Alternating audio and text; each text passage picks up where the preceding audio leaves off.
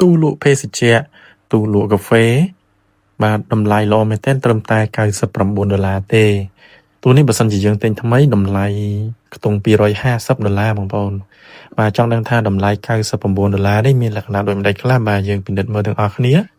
បាទសាច់ដៃខាងក្រៅគឺយើងធ្វើបែបនេះបងប្អូនគឺមានគេធ្វើបាញ់កាឡាឆ្នូតបែបនេះចំណែកឯកង់វិញគឺប្រើការបានធម្មតាបាទគ្រាន់តែថាយើងមើលទៅយើងចាស់បន្តិចមែន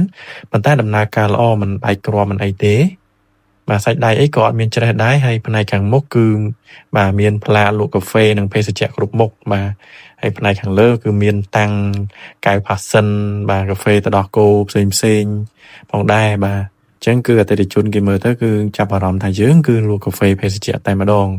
បាទកង់ទាំង4គ្រាប់គឺនៅល្អធម្មតាចំណែកឯកញ្ចក់ផ្នែកខាងលើក៏ដំណើរការល្អធម្មតាដែរมันមានបែកប្រេះស្រាំឬក៏ប៉ះថ្នាំមើលទៅខូចខាតកន្លែងណាទេបងប្អូន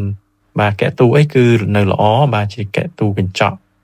ហើយផ្នែកខាងក្រោមនេះគឺជាដែកបាទมันមានច្រេះអីទេអញ្ចឹងបងប្អូនអាចដាក់របស់សម្ភារៈផ្សេងនៅផ្នែកខាងក្រោមបានតម្លៃត្រឹមតែ$99ប៉ុណ្ណោះបងប្អូនចាប់អារម្មណ៍បាទអាចខមមិនតាម Telegram បានឬក៏អញ្ជើញមកមើលនៅទីតាំងផ្ទាល់ថែមទៀតក៏បានដែរបាទសូមអរគុណ